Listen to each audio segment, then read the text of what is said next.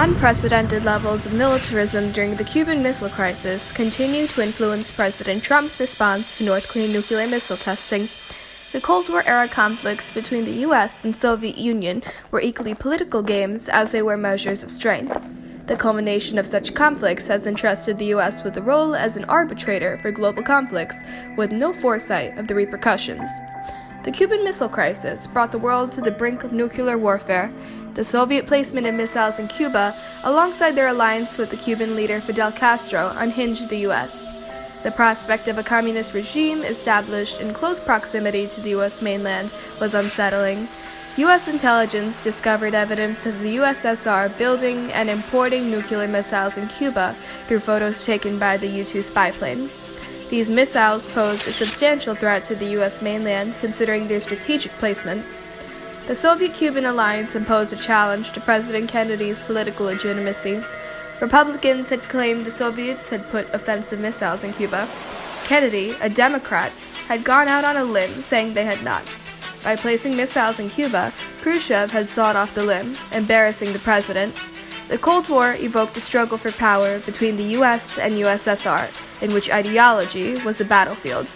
The clash between capitalism and communism had never posed a significant physical threat until the Cuban Missile Crisis.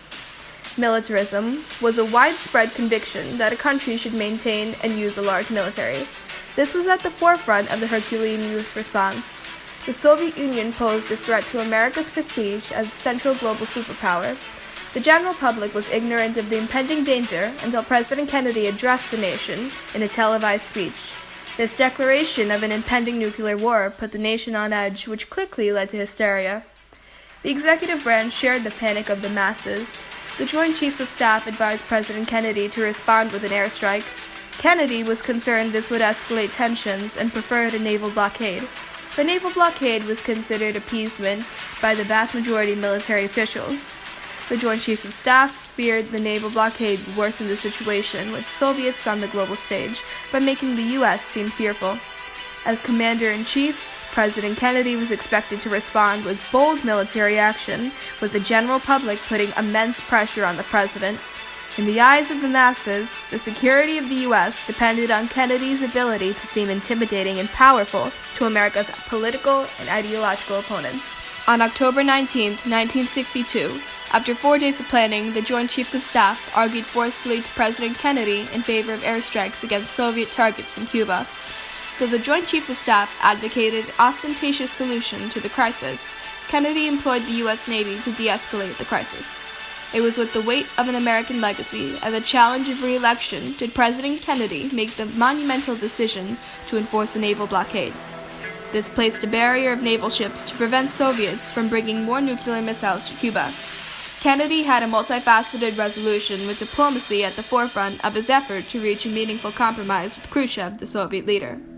The U.S. had placed nuclear missiles in Turkey, which were capable of reaching the Soviet mainland.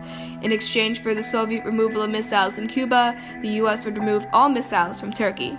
This compromise, which was the driving factor in de-escalating tensions during the Cuban Missile Crisis, remained classified to the general public due to concerns over widespread criticism. The gravity of the Cuban Missile Crisis made President Kennedy's strategic naval blockade both unprecedented and masterful. Militaristic action was vital in retaliation to the Soviet Union. Unwavering patriotism was a side effect of the Cold War, which was magnified during the Cuban Missile Crisis. In a sense, militarism turned foreign conflicts into sporting events. Americans would go to radical extents to ensure the prevalence of democracy and the U.S. on the global stage. Soviets joined in the frenzy as they disregarded their starving masses, devoting their finances to spreading the influence of communism. In an effort to overthrow the U.S. as the leading global superpower, the world was brought to the brink of nuclear warfare. In the midst of the pandemonium, our values and unity as a nation were put to the test. Hold on. The threat of nuclear warfare was not left behind in Cold War-era America. History repeats itself time and time again. In 2017, North Korea started testing intercontinental ballistic missiles, many of which landed off the coast of U.S. allies South Korea and Japan. News accounts have suggested that having offered a barrage of increasingly incendiary ballistic missile tests in defiant language over the last 12 months, North Korea was planning to further tests and to restart its Yongbyon plutonium reactor.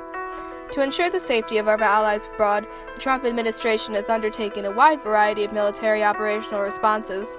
Specifically, it initiated several demonstrations of power, including a rare multilateral exercise involving 3 aircraft carriers. This show of power against North Korea sends a clear message. The U.S. is ready and willing to employ force to protect our national interests should North Koreans escalate tensions to that extent. The development of a long-range nuclear weapon capable of reaching the U.S. homeland has prompted concerns over North Korean use of nuclear weapons. President Trump has sent contradictory messages in response to North Korean missile testing. For example, President Trump often expresses his desire for a peaceful resolution to the North Korean missile testing. Nevertheless, he has deployed over 1,000 soldiers to the Korean DMZ zone.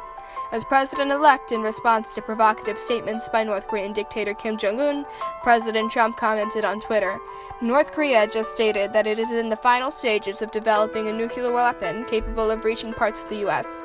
It won't happen." Similarly, President Trump's mockery of Kim Jong-un on Twitter by calling him Rocket Man worsened the already tense situation in the Korean peninsula. These statements not only humiliated North Korean leadership, but left them in a vulnerable position in which they couldn't impactfully retaliate to the ridicule, as they would have been met with increased militaristic action from the U.S. and pressure from the international community. President Trump has employed unprecedented diplomatic summits with North Korean dictator Kim Jong-un. In pursuit of compromise to remedy the rising tensions, though President Trump's talks with Kim Jong-un are good in theory, Kim Jong-un is wary of entering a compromise with the U.S. One of the most notable reasons is that North Korean state media portray the U.S. as an evil, imperialistic regime, and by entering a deal with this national enemy, North Koreans would voluntarily be giving up power to one of their most despised threats. During the Korean War, the Soviet Union and China were in support of North Korea, while the United States supported South Korea. This proxy war has left a lasting influence on international relations.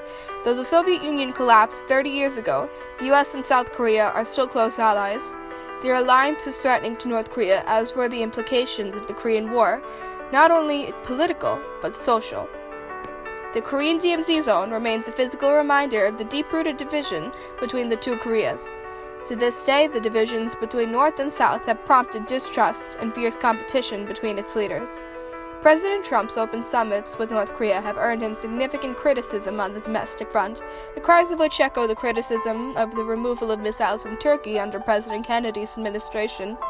In both situations, the commanders-in-chief are open to compromise, but are being met with backlash on the domestic front, as a negotiation can make global superpowers seem weak and can be demented and portrayed as a nation voluntarily weakening their military.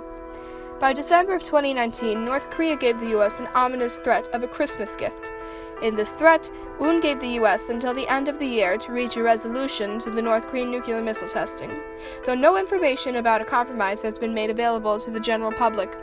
Satellite images have suggested that North Koreans have been firing rocket engines in preparation for future ICBM launches. As of now, the U.S. response to the impending threat has remained unclear and has received little information on the course of action the President intends on taking. In their foreign policy, both President Kennedy and President Trump employed compromise and diplomacy. Going into the 21st century, the U.S. is no longer the central global superpower facing challenges from North Korea and China, which gives the U.S. the incentive to aggressively employ its military in foreign conflicts. The ardent patriotism of Cold War America has carried on into domestic politics today, in which America's military is employed in grandiose displays of force. Diplomacy is a dance between compromise and force.